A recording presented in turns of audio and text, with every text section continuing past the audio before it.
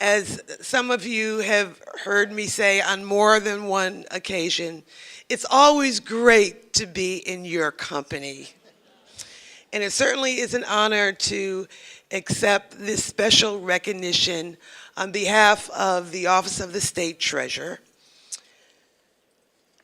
It is indeed all about putting the Teachers Retirement Fund on a path of sound financial footing. And speaking of my administration, I want to take just a moment to acknowledge with the utmost gratitude the work of the Treasury's Director of Government Relations, who happens to be with me this morning. Her name is Christine Shaw, and she's in the back of the room.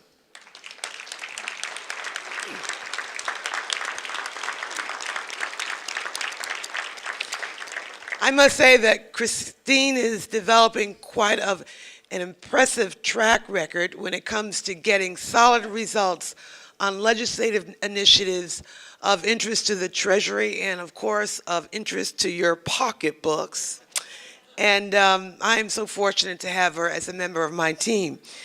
Now, the enactment of the pension obligation bond law actually reflects the tireless efforts of numerous organizations and individuals who have been and continue to be committed to ensuring the retirement security of Connecticut's teachers. And so I would be remiss if I did not single out others for praise. First and foremost, hats off to the Association of Retired Teachers.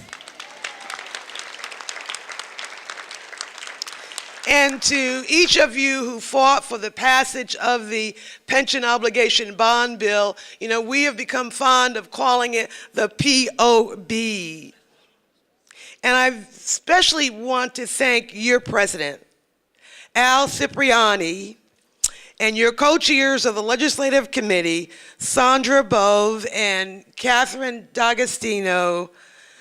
The impact of your sustained efforts here is immeasurable because it is your advocacy that helped to make a difference in the success of the pension obligation bond. And of course, it doesn't get any better than Rosalind Shoemaker, who escorted me up here. I mean, she's been a stalwart from day one on this issue, and folks like Earl Smith, my friend from Newtown. In my opinion, not only is the Association of Retired Teachers one of the preeminent organizations in our state, but as a product of the public school system here in the great state of Connecticut, I credit the retired teachers who taught me.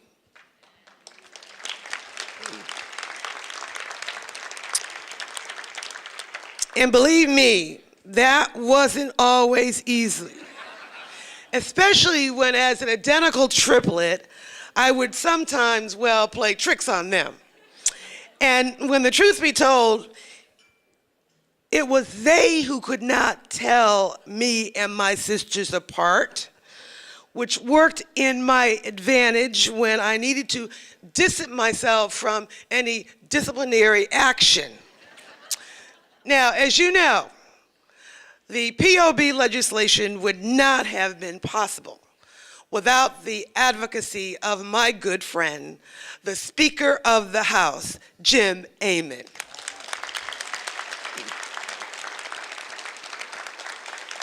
It is the Speaker of the House who deserves much of the credit for his unwavering commitment to spearhead the POB bill, and through his effective leadership, secure its adoption by his colleagues in the Connecticut General Assembly. But when all is said and done, and with all due respect to the men in the House this morning, it took a female to execute this important legislative initiative by signing the POB into law.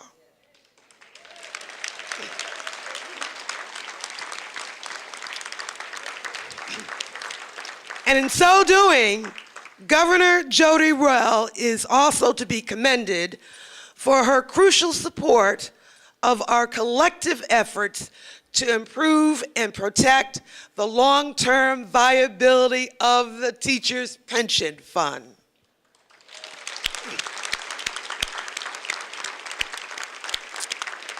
You know, when I first assumed the office of the State Treasurer, I said I would be an advocate for a more disciplined approach to financing the state's commitment to pay pension benefits to its long-standing, loyal, dedicated, hard-working teachers when they retire.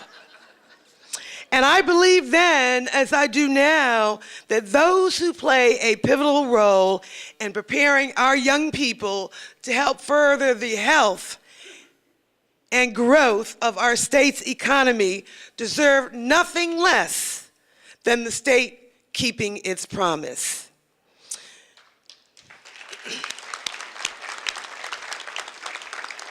Well, needless to say, it's been a long journey to be able to stand here before you today and say this. We are now within striking distance of reaching that goal line, of going to the bond market, and in one sweep,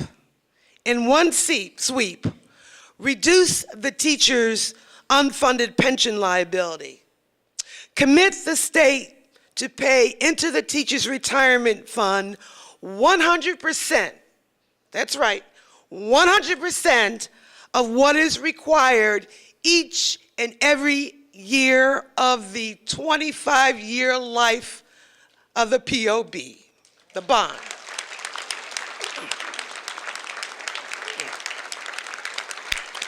But that's not all.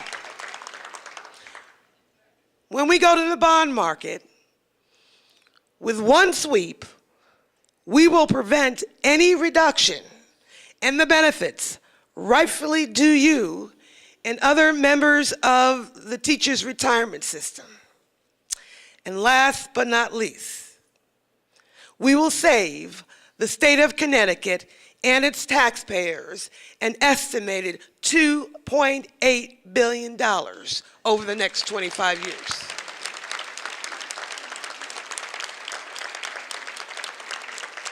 I must say that this historic and comprehensive legislative initiative is by far one of the greatest and most satisfying milestones during the past 8.5 years of my administration.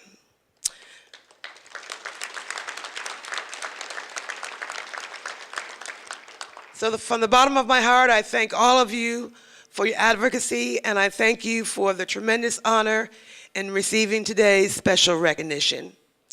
And I extend a heartfelt appreciation as well to my teachers for fostering my development and capacity to manage your money.